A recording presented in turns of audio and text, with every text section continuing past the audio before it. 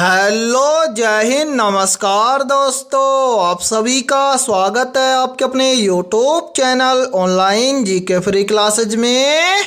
आज के इस क्लास में हम रेलवे ग्रुप डी परीक्षा 2025 के लिए बहुत ही इम्पोर्टेंट क्वेश्चन लेकर आए हैं और ये सभी क्वेश्चन आपके रेलवे ग्रुप डी एग्जाम 2025 के लिए भी इम्पोर्टेंट रहेंगे। इसलिए इस क्लास को आपको कंप्लीट देखना है और इस क्लास के एंड में आपको बताना है कि आपके टोटल कितने क्वेश्चन है सही होते हैं। और यदि आप इस चैनल से पहली बार जुड़े हैं तो इस चैनल को कर लीजिए सब्सक्राइब और बेल आइकन को प्रेस करना, ताकि ऐसी शानदार क्लास का नोटिफिकेशन आपको सबसे पहले देखने को मिले। तो चलिए शुरू करते हैं आज के इस क्लास को बिना देरी के। पहला प्रश्न है आप सभी के सामने। नीचे दिए गए प्रश्न में प्रश्न चिन्ह के स्थान पर आने वाली संबंधित संख्या को ज्ञात करें। यानी कि यहाँ पर आपसे पूछा गया है कि इस प्रश्न चिन्ह के स्थान पर कौन सी संख्या आएगी। तो मेरे भाई इस टाइप के प्रश्न को आप एग्जाम में देखते हैं, फटाफट से कैसे सोल्व करेंगे तो वो देखिए जब भी इस टाइप का प्रश्न आपको एग्जाम में दिया जाए तो आपको क्या करना है। सबसे पहले तो आपको यहाँ पर पता करना है कि यहाँ पर DFG से यहाँ पर 578 कैसे लिखा गया है। यानी कि जिस प्रकार से DFG से यहाँ पर 578 लिखा गया है, सेम उसी प्रकार से हम यहाँ पर बताएंगे कि ABE से इस प्रश्न चिन्ह के स्थान पर कौन सी संख्या आएगी। तो मेरे भाई यहाँ पर ध्यान से समझिए इस प्रश्न को किस लॉजिक के आधार पर सोल्व किया गया है। तो सबसे पहले हम क्या करेंगे, सबसे पहले हमें यहाँ पर पता करना है कि DFG से यहाँ पर 578 कैसे लिखा गया है। तो यहां पर क्या किया गया है, सबसे पहले हमारे सामने जो ये अल्फाबेट लेटर दिए गए हैं इन सभी का किया गया है नंबरिंग। तो मेरे भाई यहां पर देखिए पहला लेटर है डी आता है 4 नंबर पर है। उसके बाद में क्या है एफ आता है 6 नंबर पर है। उसके बाद में क्या है जी आता है 7 नंबर पर है। अब यहां पर देखिए यहां पर संख्या आई है 467 और 467 से यहां पर लिखा गया है 578 है। तो 467 से 578 कैसे बनाया है वो देखिए। यहां पर देखिए मेरे भाई यहां पर पहली संख्या है 4 के अंदर यहां पर +1 करके यहां पर लिखा गया है 5। ठीक है, इसी प्रकार से यहां पर देखिए 4 के बाद में 6 के अंदर भी +1 करके यहां पर लिखा गया है 7। फिर देखिए यहां पर है तीसरी संख्या 7 के अंदर भी +1 करके यहां पर लिखा गया है 8। ठीक है, अब हमसे क्या पूछा गया है, हमसे पूछा गया है कि ABE से इस प्रश्न चिन्ह के स्थान पर कौन सी संख्या आएगी। तो प्रश्न चिन्ह की वैल्यू ज्ञात करने के लिए हम क्या करेंगे, सबसे पहले तो इन सभी अल्फाबेट लेटर का करेंगे नंबरिंग और जो भी नंबर आएगा उन सभी के अंदर +1 करके इस प्रश्न चिन्ह की वैल्यू ज्ञात करेंगे कैसे तो वो देखिए। यहां पर देखिए मेरे भाई सबसे पहले इन सभी अल्फाबेट लेटर का करेंगे नंबरिंग। तो यहां पर देखिए पहला लेटर है ए आता है 1 नंबर पर है। उसके बाद में क्या है बी आता है 2 नंबर पर है। उसके बाद में क्या है ई आता है 5 नंबर पर है। अब यहां पर देखिए मेरे भाई सबसे पहले तो 1 से यहां पर आने वाली संख्या लिखेंगे। तो यहां पर हम क्या करेंगे, सबसे पहले 1 के अंदर कर देंगे +1, तो 1 और 1 मिलकर बन जाएगा 2। तो यहां पर हम लिखेंगे 2। उसके बाद में क्या है 2, फिर 2 से आने वाली संख्या लिखेंगे। तो क्या करेंगे यहां पर 2 के अंदर भी +1 कर देंगे, तो 2 और 1 मिलकर बन जाएगा 3। इसी प्रकार से देखिए तीसरी संख्या है 5 से यहां पर आने वाली संख्या ज्ञात करेंगे। तो यहां पर हम क्या करेंगे 5 के अंदर भी +1 कर देंगे, तो 5 और 1 मिलकर बन जाएगा 6। यानी कि ABE से इस प्रश्न चिन्ह के स्थान पर आने वाली संख्या होगी 236। अब हमें देखना है कि संख्या 236 किसी ऑप्शन में है। तो आंसर है संख्या 236 हमें दी गई है ऑप्शन है डी के अंदर है। तो पहले प्रश्न के अंदर ऑप्शन डी हो जाएगा सभी का करेक्ट आंसर है। तो उम्मीद करता हूं कि पहला प्रश्न आपको अच्छे से क्लियर हो गया होगा और जब भी इस टाइप का प्रश्न आपको एग्जाम में दिया जाएगा तो फटाफट से सोल्व कर लेंगे। ठीक है, तो चलिए फिर अगला प्रश्न देखते हैं। दूसरा प्रश्न है आप सभी के सामने। नीचे दी गई श्रृंखला श्रेणी में प्रश्न चिन्ह के स्थान पर आने वाली संख्या को ज्ञात करें। यानी कि ये दूसरा प्रश्न आप सभी के सामने सीरीज से संबंधित प्रश्न दिया गया है और आपसे पूछा गया है कि इस सीरीज में इस प्रश्न चिन्ह के स्थान पर कौन सी संख्या आएगी। तो मेरे भाई इस टाइप के प्रश्न को आप एग्जाम में देखते ही फटाफट से कैसे सोल्व करेंगे तो वो देखिए जब भी इस टाइप का प्रश्न आपको एग्जाम में दिया जाए तो आपको क्या करना है, सबसे पहले तो आपको ये देखना है कि सीरीज में आपको क्या क्या दिया गया है। तो यहाँ पर ध्यान से देखिए, सीरीज में हमें दिया गया है सबसे पहले 57, 57 के बाद में दिया गया है 62, 62 के बाद में दिया गया है 31, 31 के बाद में दिया गया है 36, 36 के बाद में दिया गया है 18 और 18 के बाद में हमसे पूछा गया है कि इस प्रश्न चिन्ह के स्थान पर कौन सी संख्या आएगी। तो मेरे भाई यहाँ पर ध्यान से देखिए इस सीरीज को किस लॉजिक के आधार पर सोल्व किया गया है। तो सबसे पहले एक बार हम इन सभी को यहाँ से हटा देते हैं ताकि आपको समझने में कोई भी दिक्कत ना आए। तो मेरे भाई यहाँ पर देखिए यहाँ पर सबसे पहले दिया गया है 57, 57 से कितना बन रहा है 62, तो 57 से 62 कैसे बनेगा। तो मेरे भाई यहाँ पर ध्यान से देखिए, यदि हम 57 के अंदर क्या कर दें +5 कर दें तो 57 और 5 मिलकर बन जाएगा 62। इसी प्रकार से देखिए 62 से कितना बन रहा है 31 है, तो 62 से 31 कैसे बनेगा। तो मेरे भाई यहाँ पर क्या किया है, इस 62 को 2 से भाग किया है। यदि हम 62 को 2 से भाग कर देंगे तो यहाँ पर बन जाएगा 31। फिर देखिए 31 से कितना बन रहा है 36 है, तो 31 से 36 कैसे बनेगा। तो मेरे भाई यहाँ पर देखिए यदि हम 31 के अंदर क्या कर दें +5 कर दें तो 31 और 5 मिलकर बन जाएगा 36। फिर देखिए 36 से कितना बन रहा है 18, तो 36 से 18 कैसे बनेगा। तो मेरे भाई यहाँ पर भी देखिए यदि हम 36 को क्या करें 2 से भाग कर दें, यदि हम 36 को 2 से भाग करेंगे तो यहाँ पर बन जाएगा 18। अब इसी प्रकार से हमसे पूछा गया है कि 18 से इस प्रश्न चिन्ह के स्थान पर कौन सी संख्या आएगी। तो मेरे भाई इस प्रश्न चिन्ह की वैल्यू ज्ञात करने से पहले आपको क्या करना है, नीचे जो ये वाली संख्या या इन सभी संख्याओं को ध्यान से देखिए और यहाँ पर पता लगाइए कि यहाँ पर कौन सा लॉजिक लग रहा है। तो मेरे भाई यहाँ पर देखिए 57 से 62 बनाने के लिए क्या किया है, सबसे पहले किया है +5। उसके बाद में देखिए 62 से 31 बनाने के लिए क्या किया है, 62 को 2 से भाग किया गया है। फिर देखिए 31 से 36 बनाने के लिए क्या किया है, +5 किया है। फिर 36 से 18 बनाने के लिए क्या किया है, 36 को 2 से भाग किया गया है। यानी कि यहाँ पर एक सीरीज चल रहा है, ध्यान से देखो सबसे पहले क्या हुआ +5, उसके बाद में क्या हुआ 2 से भाग, फिर क्या हुआ +5, उसके बाद में क्या हुआ 2 से भाग। यानी कि यहां पर चल रहा है +5 भाग 2 +5 भाग 2। तो यहां पर देखिए +5 के बाद में क्या हुआ है भाग 2। तो यहां पर देखिए अब भाग 2 हो चुका है तो यहां पर क्या होगा भाग 2 के बाद में यहां पर होगा +5। यानी कि इस प्रश्न चिन्ह की वैल्यू ज्ञात हो जाएगी कैसे, यदि हम इस 18 के अंदर +5 कर दें तो इस प्रश्न चिन्ह की वैल्यू ज्ञात हो जाएगी। तो मेरे भाई यहां पर ध्यान से देखिए 18 के अंदर हम क्या कर देंगे +5 कर देंगे, तो 18 और 5 मिलकर बन जाएगा 23। यानी कि इस प्रश्न चिन्ह के स्थान पर संख्या भरी जाएगी 23। अब हमें देखना है कि संख्या 23 किसी ऑप्शन में है। तो आंसर है संख्या 23 हमें दी गई है ऑप्शन ए के अंदर है। तो दूसरे प्रश्न के अंदर ऑप्शन ए हो जाएगा सभी का करेक्ट आंसर है। तो उम्मीद करता हूं कि दूसरा प्रश्न आपको अच्छे से क्लियर हो गया होगा और जब भी इस टाइप का प्रश्न आपको एग्जाम में दिया जाएगा तो फटाफट से सोल्व कर लेंगे। ठीक है, तो चलिए फिर अगला प्रश्न देखते हैं।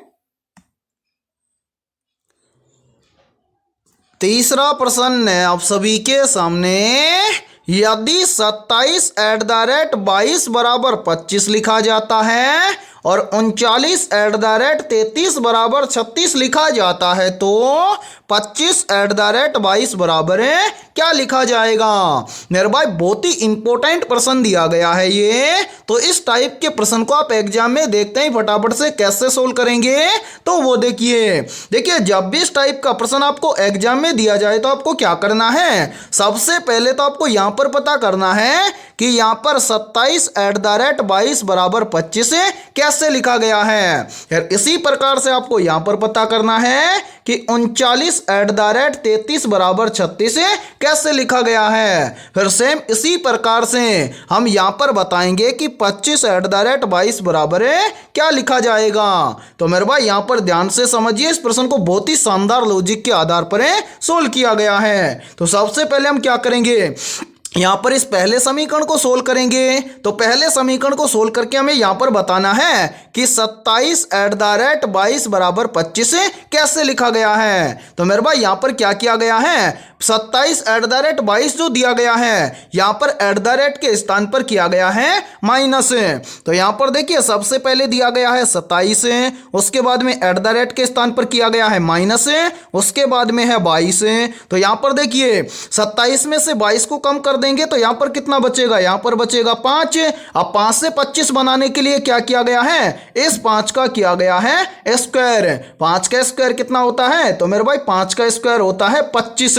और ध्यान से देखिए 25 यहाँ पर आप सभी के सामने दिया गया है। अब इसी प्रकार से हम क्या करेंगे, यहाँ पर इस दूसरे समीकरण को सोल्व करेंगे और यहाँ पर पता करेंगे कि 39/33 बराबर 36 इसी प्रकार से लिखा गया है क्या।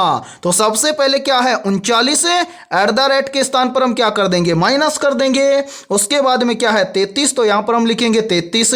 अब मेरे भाई यहां पर देखिए 39 में से 33 को कम कर देंगे तो यहाँ पर कितना बच जाएगा, 6 बच जाएगा। और यहाँ पर हम क्या करेंगे, इस 6 का कर देंगे स्क्वायर। 6 का स्क्वायर कितना होता है, तो मेरे भाई 6 का स्क्वायर होता है 36। और ध्यान से देखिए 36 यहाँ पर आप सभी के सामने दिया गया है। तो मैं यहाँ पर उम्मीद करता हूँ कि यहाँ पर आप आसानी से बता दोगे कि 25/22 बराबर है क्या लिखा जाएगा। तो हाँ सर, हम यहाँ पर आसानी से बता देंगे कि 25/22 बराबर है क्या लिखा जाएगा। तो सबसे पहले तो हम क्या करेंगे, यहां पर लिखेंगे 25, एट द रेट के स्थान पर हम क्या कर देंगे, माइनस कर देंगे। उसके बाद में क्या है 22, तो यहां पर हम लिखेंगे 22। तो मेरे भाई यहां पर हम क्या करेंगे, सबसे पहले तो 25 में से 22 को कम कर देंगे। तो देखिए 25 में से 22 को कम करेंगे तो यहां पर बच जाएगा 3। अब सभी का स्क्वायर किया गया है तो यहां पर हम 3 का भी क्या कर देंगे, स्क्वायर कर देंगे। 3 का स्क्वायर कितना होता है, तो मेरे भाई 3 का स्क्वायर होता है 9, यानी कि 25 एट द रेट 22 बराबर लिखा जाएगा 9। अब हमें देखना है कि 9 किसी ऑप्शन में है, तो आंसर 9 हमें दिया गया है ऑप्शन सी के अंदर है। तो तीसरे प्रश्न के अंदर ऑप्शन सी हो जाएगा सभी का करेक्ट आंसर है। तो उम्मीद करता हूं कि तीसरा प्रश्न भी आपको अच्छे से क्लियर हो गया होगा। और जब भी इस टाइप का प्रश्न आपको एग्जाम में दिया जाएगा तो फटाफट से सोल्व कर लेंगे, ठीक है। और यहाँ पर देखिए आप सभी के लिए बहुत ही इंपॉर्टेंट सूचना है, यदि आप पहली बार के अंदर रेलवे ग्रुप डी एग्जाम 2025 को क्रैक करना चाहते हैं तो हमने आपके रेलवे ग्रुप डी एग्जाम 2025 के लिए GK, GS, science, mathematics, reasoning यानी कि सभी विषयों पर लगभग 21,000 प्लस मोस्ट इंपोर्टेंट क्वेश्चनों का पीडीएफ सेट तैयार किया है। यदि आप ये मोस्ट इंपोर्टेंट 21,000 प्लस क्वेश्चनों का पीडीएफ सेट लेना चाहते हैं तो आप हमारे इस व्हाट्सएप नंबर पर कांटेक्ट करके ले सकते हैं। और मेरे भाई इस पीडीएफ सेट की प्राइस हमने रखी है मात्र और मात्र 51 रुपये।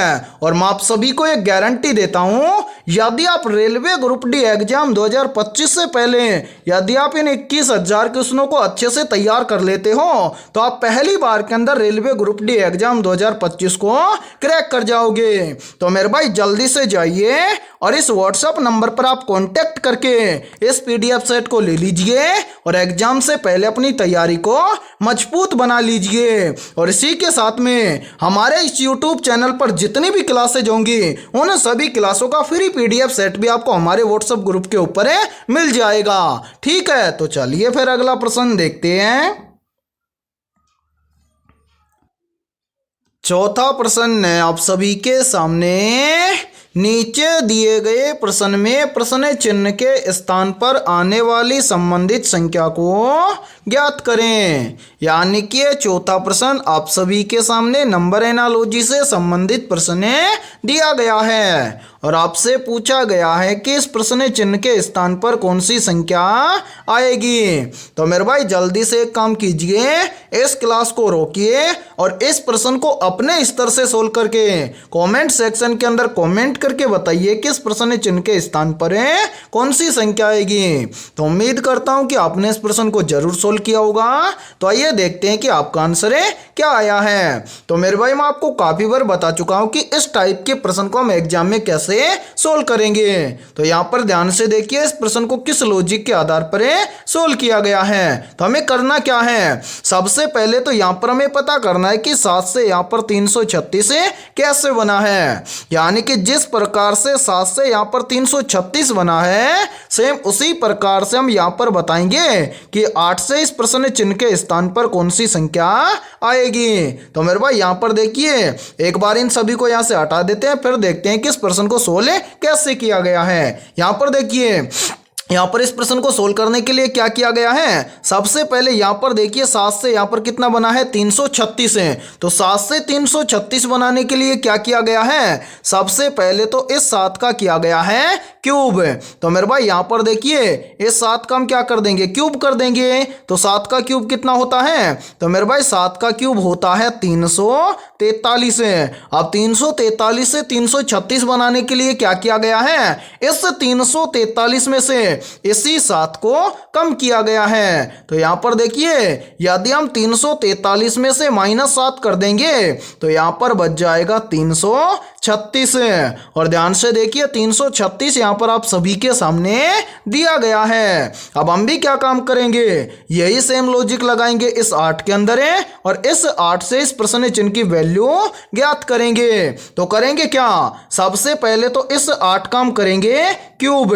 8 का क्यूब कितना होता है, तो मेरे भाई 8 का क्यूब होता है 512। अब क्या करेंगे, इस 512 में से इसी 8 को कम कर देंगे। तो यहां पर देखिए 512 में से 8 को कम कर देंगे तो यहां पर बच जाएगा 504। यानी कि इस प्रश्न चिन्ह के स्थान पर संख्या भरी जाएगी 504।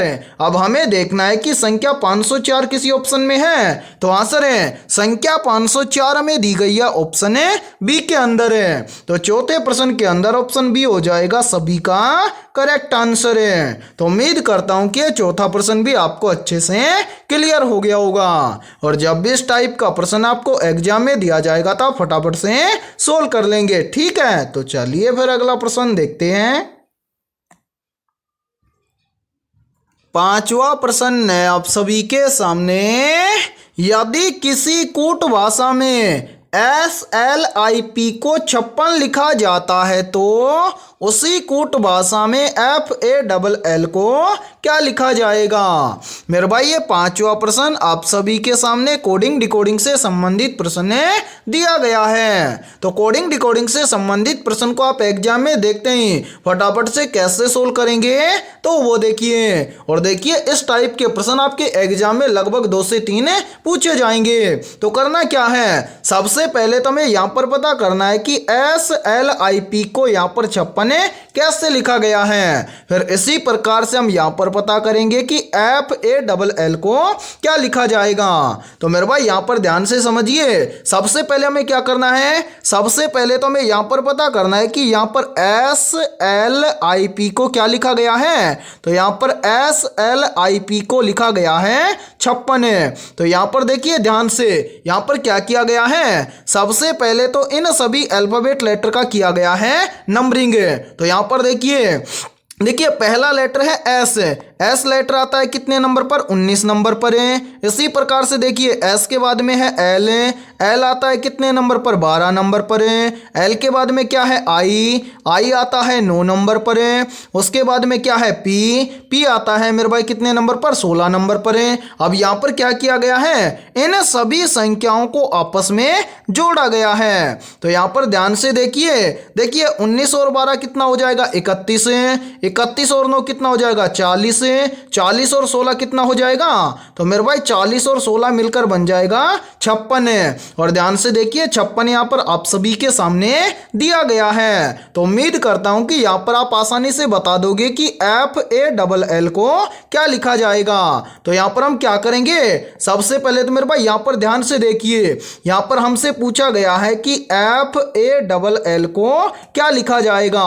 तो सबसे पहले हम क्या करेंगे, यहां पर हमारे सामने जितने भी ये वाले अल्फाबेट लेटर दिए गए हैं इन सभी का हम करेंगे नंबरिंग।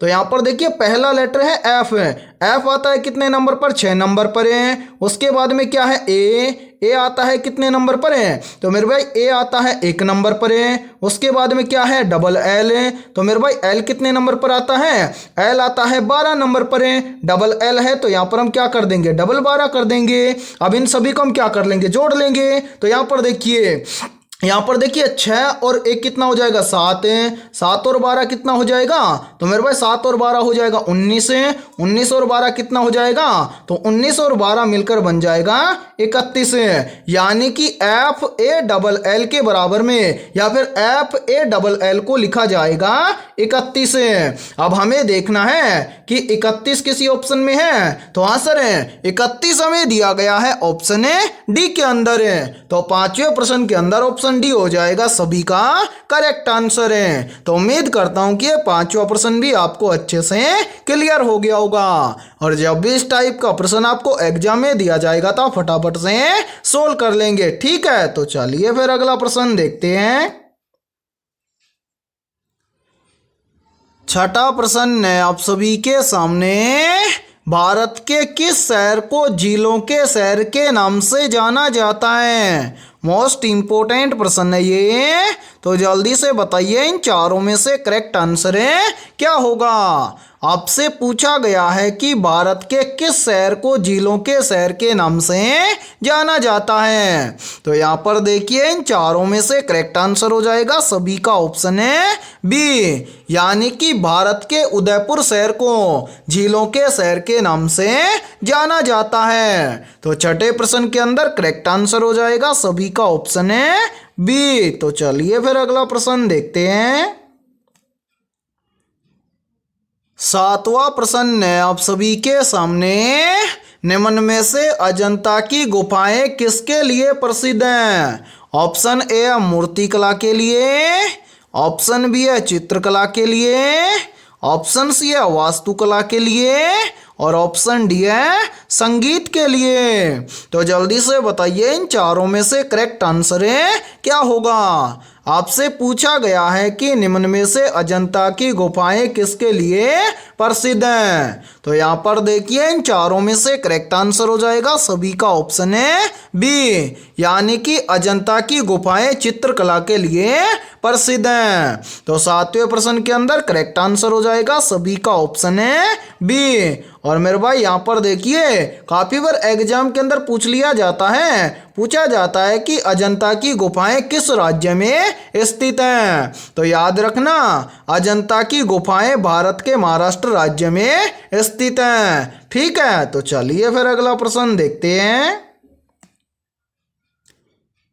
8वां प्रश्न है आप सभी के सामने, साइमन कमीशन किस वर्ष भारत आया था। ऑप्शन ए वर्ष 1927 में, ऑप्शन बी है वर्ष 1928 में, ऑप्शन सी है वर्ष 1930 में और ऑप्शन डी है वर्ष 1932 में। तो यहाँ पर देखिए इन चारों में से करेक्ट आंसर हो जाएगा सभी का ऑप्शन है बी, यानी कि साइमन कमीशन वर्ष 1928 में भारत आया था। तो 8वें प्रश्न के अंदर करेक्ट आंसर हो जाएगा सभी का ऑप्शन है बी। तो चलिए फिर अगला प्रश्न देखते हैं।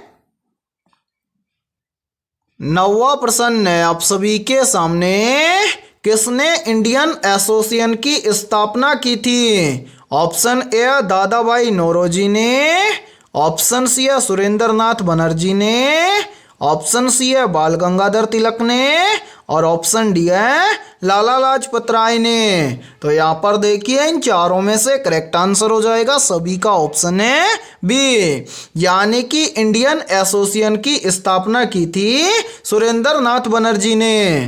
तो 9वें प्रश्न के अंदर करेक्ट आंसर हो जाएगा सभी का ऑप्शन है बी। तो चलिए फिर अगला प्रश्न देखते हैं। 10वां प्रश्न है आप सभी के सामने, निम्न में से हार्ड डिस्क किस प्रकार की मेमोरी है। मोस्ट इंपोर्टेंट प्रश्न है ये, तो जल्दी से कमेंट करके बताइए कि इन चारों में से करेक्ट आंसर है क्या होगा। आपसे पूछा गया है कि हार्ड डिस्क किस प्रकार की मेमोरी है, तो यहाँ पर देखिए इन चारों में से करेक्ट आंसर हो जाएगा सभी का ऑप्शन है बी, यानी कि हार्ड डिस्क एक प्रकार की स्थायी मेमोरी है। तो 10वें प्रश्न के अंदर करेक्ट आंसर हो जाएगा सभी का ऑप्शन है बी। और मेरे भाई यहाँ पर देखिए, यदि ये क्लास आपको पसंद आ रही है तो जल्दी से एक बार इस क्लास को लाइक कर दीजिए, और यदि आप इस चैनल से पहली बार जुड़े हैं तो इस चैनल को कर लीजिए सब्सक्राइब और बेल आइकन को प्रेस करना, ताकि ऐसी शानदार क्लास का नोटिफिकेशन आपको सबसे पहले देखने को मिले। और यदि आपको किसी भी क्वेश्चन के अंदर कोई भी डाउट हो तो उस क्वेश्चन के बारे में आप कमेंट सेक्शन के अंदर पूछ सकते हैं। और इन सभी क्वेश्चनों में से यदि आपको किसी भी क्वेश्चन का आंसर पहले से आता हो तो उस क्वेश्चन का आंसर भी आप कमेंट सेक्शन के अंदर जरूर करें। इससे क्या होगा, आपकी तैयारी का पता चल जाएगा। ठीक है, तो चलिए फिर अगला प्रश्न देखते हैं। 11वां प्रश्न है आप सभी के सामने, किस वायसराय के समय में बंगाल विभाजन हुआ था। तो यहाँ पर देखिए इन चारों में से करेक्ट आंसर हो जाएगा सभी का ऑप्शन है ए, यानी कि लॉर्ड कर्जन वायसराय के समय में बंगाल विभाजन हुआ था। तो 11वें प्रश्न के अंदर करेक्ट आंसर हो जाएगा सभी का ऑप्शन है ए। और मेरे भाई यहाँ पर देखिए, यहीं से एक क्वेश्चन और बनता है, और ये क्वेश्चन भी बार बार एग्जाम के अंदर रिपीट होता है। प्रश्न पूछा जाता है कि बंगाल विभाजन कब हुआ था। तो मेरे भाई याद रखना, बंगाल विभाजन हुआ था वर्ष 1905 में। ठीक है, तो चलिए फिर अगला प्रश्न देखते हैं। 12वां प्रश्न है आप सभी के सामने, 1857 की क्रांति का नेतृत्व दिल्ली में किसने किया था। ऑप्शन ए बहादुर शाह जफर ने, ऑप्शन बी है तात्या टोपे ने, ऑप्शन सी है नाना साहब ने, और ऑप्शन डी है झांसी की रानी ने। तो जल्दी से बताइए इन चारों में से करेक्ट आंसर क्या होगा। आपसे पूछा गया है कि 1857 की क्रांति का नेतृत्व दिल्ली में किसने किया था। तो यहाँ पर देखिए इन चारों में से करेक्ट आंसर हो जाएगा सभी का ऑप्शन है ए, यानी कि 1857 की क्रांति का नेतृत्व दिल्ली में किया था बहादुर शाह जफर ने। तो 12वें प्रश्न के अंदर करेक्ट आंसर हो जाएगा सभी का ऑप्शन है ए। तो चलिए फिर अगला प्रश्न देखते हैं। 13वां प्रश्न है आप सभी के सामने, विश्व का सबसे बड़ा महासागर कौन सा है। तो यहाँ पर देखिए इन चारों में से करेक्ट आंसर हो जाएगा सभी का ऑप्शन है सी, यानी कि विश्व का सबसे बड़ा महासागर है प्रशांत महासागर है। तो 13वें प्रश्न के अंदर करेक्ट आंसर हो जाएगा सभी का ऑप्शन है सी। तो चलिए फिर अगला प्रश्न देखते हैं।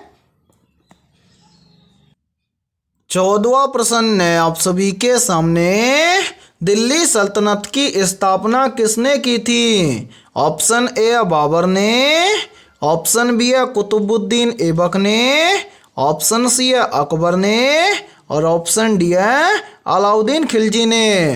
तो यहाँ पर देखिए इन चारों में से करेक्ट आंसर हो जाएगा सभी का ऑप्शन है बी, यानी कि दिल्ली सल्तनत की स्थापना की थी कुतुबुद्दीन ऐबक ने। तो 14वें प्रश्न के अंदर करेक्ट आंसर हो जाएगा सभी का ऑप्शन है बी। तो चलिए फिर अगला प्रश्न देखते हैं। 15वां प्रश्न है आप सभी के सामने, स्वतंत्रता संग्राम में झांसी की रानी का असली नाम क्या था। तो यहाँ पर देखिए इन चारों में से करेक्ट आंसर हो जाएगा सभी का ऑप्शन है ए, यानी कि स्वतंत्रता संग्राम में झांसी की रानी का असली नाम था लक्ष्मीबाई। तो 15वें प्रश्न के अंदर करेक्ट आंसर हो जाएगा सभी का ऑप्शन है ए। तो चलिए फिर अगला प्रश्न देखते हैं। 16वां प्रश्न है आप सभी के सामने, भाखड़ा नांगल बांध किस नदी पर बना हुआ है। तो यहाँ पर देखिए इन चारों में से करेक्ट आंसर हो जाएगा सभी का ऑप्शन है सी यानी कि भाखड़ा नांगल बांध बना हुआ है सतलुज नदी पर। तो 16वें प्रश्न के अंदर करेक्ट आंसर हो जाएगा सभी का ऑप्शन है सी। तो चलिए फिर अगला प्रश्न देखते हैं। 17वां प्रश्न है आप सभी के सामने। किस धातु का प्रयोग बिजली के तारों में सबसे अधिक होता है? मोस्ट इंपोर्टेंट प्रश्न है ये, तो जल्दी से बताइए इन चारों में से करेक्ट आंसर है क्या होगा। आपसे पूछा गया है कि किस धातु का प्रयोग बिजली के तारों में सबसे अधिक होता है। तो यहाँ पर देखिए इन चारों में से करेक्ट आंसर हो जाएगा सभी का ऑप्शन है सी, यानी कि तांबा धातु का प्रयोग बिजली के तारों में सबसे अधिक होता है। तो 17वें प्रश्न के अंदर करेक्ट आंसर हो जाएगा सभी का ऑप्शन है सी। तो चलिए फिर अगला प्रश्न देखते हैं। 18वां प्रश्न है आप सभी के सामने। जय जवान जय किसान का नारा किसने दिया था? ऑप्शन ए है जवाहरलाल नेहरू ने, ऑप्शन बी है महात्मा गांधी ने, ऑप्शन सी है लाल बहादुर शास्त्री ने और ऑप्शन डी है इंदिरा गांधी ने। तो जल्दी से बताइए इन चारों में से करेक्ट आंसर है क्या होगा। आपसे पूछा गया है कि जय जवान जय किसान का नारा किसने दिया था। तो यहाँ पर देखिए इन चारों में से करेक्ट आंसर हो जाएगा सभी का ऑप्शन है सी, यानी कि जय जवान जय किसान का नारा दिया था लाल बहादुर शास्त्री ने। तो 18वें प्रश्न के अंदर करेक्ट आंसर हो जाएगा सभी का ऑप्शन है सी। तो चलिए फिर अगला प्रश्न देखते हैं। 19वां प्रश्न है आप सभी के सामने। भूकंप को मापने वाला यंत्र क्या कहलाता है? तो यहाँ पर देखिए इन चारों में से करेक्ट आंसर हो जाएगा सभी का ऑप्शन है सी, यानी कि भूकंप को मापने वाला यंत्र कहलाता है सिस्मोग्राफ।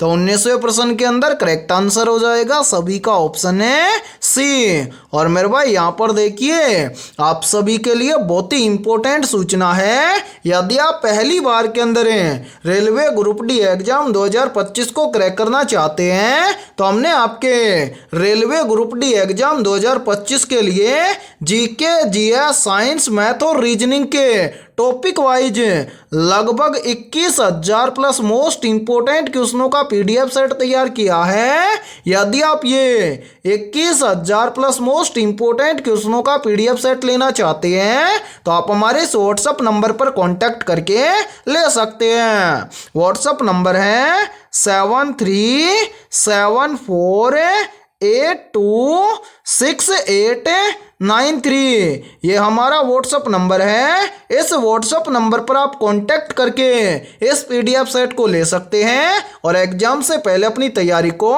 मजबूत बना सकते हैं। और मेरे भाई हमने इस पीडीएफ सेट की प्राइस रखी है मात्र और मात्र 51 रुपये, यानी कि 51 रुपये की फीस के अंदर आपको 21,000 प्लस मोस्ट इंपोर्टेंट क्वेश्चनों का पीडीएफ सेट दिया जाएगा। और मैं आप सभी को ये गारंटी देता हूँ यदि आप रेलवे ग्रुप डी एग्जाम 2025 से पहले यदि आप इन 21,000 क्वेश्चनों को अच्छे से तैयार कर लेते हो तो आप पहली बार के अंदर रेलवे ग्रुप डी एग्जाम को क्रैक कर जाओगे। तो जल्दी से जाइए और इस व्हाट्सएप नंबर पर आप कांटेक्ट करके इस पीडीएफ सेट को ले लीजिए और एग्जाम से पहले अपनी तैयारी को मजबूत बना लीजिए। और ये सभी क्वेश्चन सॉल्यूशन के साथ में आपको मिलने वाले हैं। ठीक है, तो चलिए फिर अगला प्रश्न देखते हैं।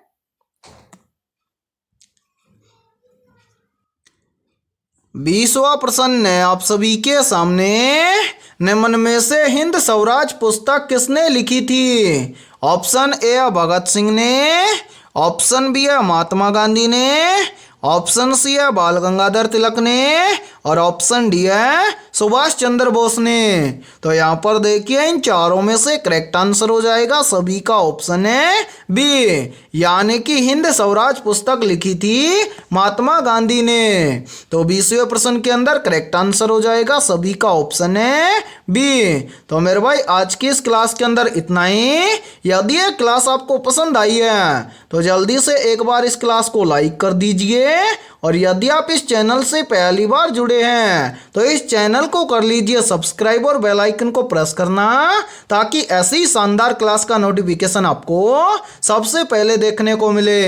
और आज की इस क्लास के अंदर हमने 20 बहुत ही इंपॉर्टेंट क्वेश्चन करवाए हैं। इन 20 में से आपके कितने क्वेश्चन सही हुए हैं सभी को कमेंट सेक्शन के अंदर कमेंट करके बताना है। और जिन भी अभ्यर्थियों के इन 20 में से लगभग 18 प्लस क्वेश्चन सही हुए हैं तो समझना उनकी तैयारी बेहतर है। तो फिर मिलते हैं ऐसे ही बेहतरीन क्वेश्चनों के साथ सुबह 11 बजे।